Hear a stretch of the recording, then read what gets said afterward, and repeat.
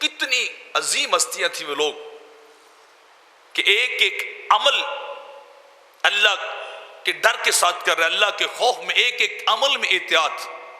انتہائی کیئر کر رہے ہیں کہ کہیں غلط قدم نہ اٹھایا جائے۔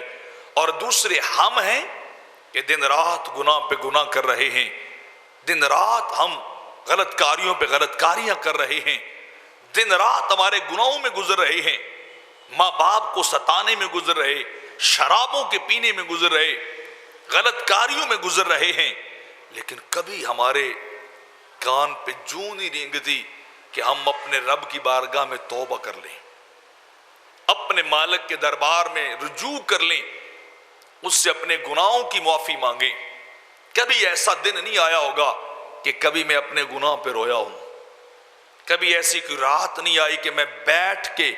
میں نے اپنی غلطیوں کو یاد کیا ہو اور آنسو بہائے ہوں،